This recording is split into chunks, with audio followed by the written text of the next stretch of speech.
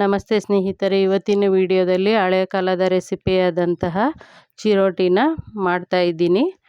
ತುಂಬ ರುಚಿಕರವಾಗಿರುತ್ತೆ. ಒಮ್ಮೆ ಈ ವಿಧಾನದಲ್ಲಿ ಟ್ರೈ ಮಾಡಿ ನೋಡಿ. ನಾನಿಲ್ಲಿ ಮೊದಲಿಗೆ ಒಂದು ಬೌಲು ಚಿರೋಟಿ ರವೆನ ತೊಗೊಂಡಿದ್ದೀನಿ. ಇದಕ್ಕೆ ಸ್ವಲ್ಪನೇ ನೀರನ್ನ ಹಾಕ್ಕೊಳ್ತಾ ಮಿಕ್ಸ್ ಮಾಡ್ಕೊಳ್ತೀನಿ. ಇದು ಚಪಾತಿ ಹಿಟ್ಟಿನ ಅದಕ್ಕಿಂತ ಸ್ವಲ್ಪ ತೆಳುವಾಗೇ ಇರಬೇಕು.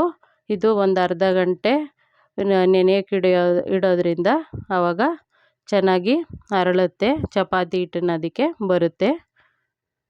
ಈ ರೀತಿ ಮಿಕ್ಸ್ ಮಾಡಿಕೊಂಡು ಕಲಸಿಟ್ಕೊಳ್ತೀನಿ.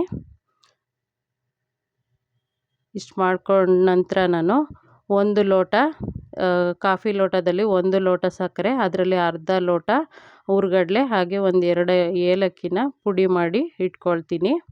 ಇವಾಗ ಅರ್ಧ ಗಂಟೆ ಆಗಿದೆ. ಎಣ್ಣೆನ ಕಾಯೋದಕ್ಕೆ ಇಟ್ಕೊಳ್ತಿದ್ದೀನಿ.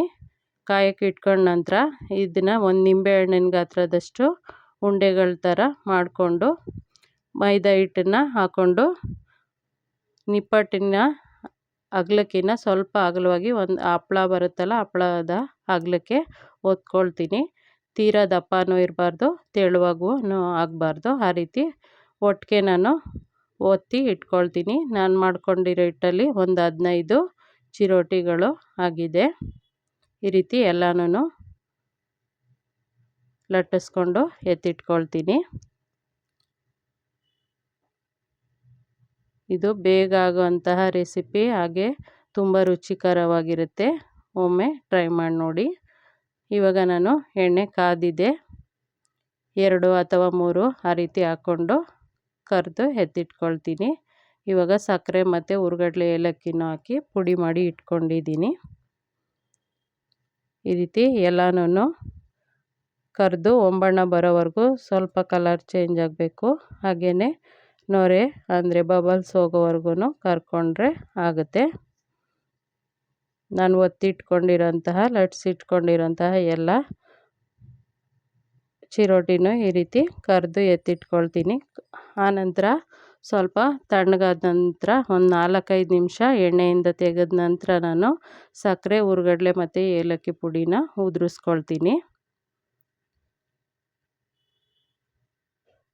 ಈ ರೀತಿ ಹಾಕ್ಕೊಳ್ತಾ ಬೇಯಿಸ್ಕೊಳ್ತೀನಿ. ಸ್ನೇಹಿತರೆ, ಈ ರೆಸಿಪಿ ನಿಮ್ಗೆ ಇಷ್ಟ ಆದರೆ ಈ ವಿಡಿಯೋನ ನಿಮ್ಮ ಸ್ನೇಹಿತರಿಗೂ ಶೇರ್ ಮಾಡಿ.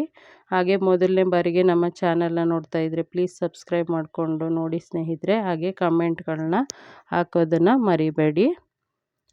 ನೋಡಿ, ಈ ರೀತಿ ಎಲ್ಲನೂ ಕರೆದು ಎತ್ತಿಟ್ಕೊಂಡಿದ್ದೀನಿ.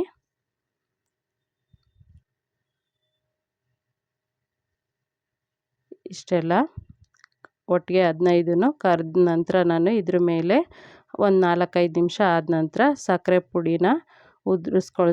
ಹುರ್ಗಡ್ಲೆ ಏಲಕ್ಕಿ ಪುಡಿನ ಉದುರಿಸ್ಕೊಳ್ತಿದ್ದೀನಿ. ನೀವು ಜರಡಿಗೆ ಹಾಕ್ಕೊಂಡು ಜರಡಿ ಆಡೋ ಥರನೂ ಮಾಡಿಕೊಂಡ್ರೂ ಚೆನ್ನಾಗಿ ಇಟ್ಕೊಳ್ಳುತ್ತೆ ಸಕ್ಕರೆ ಪುಡಿ. ಧನ್ಯವಾದಗಳು ಸ್ನೇಹಿತರೆ.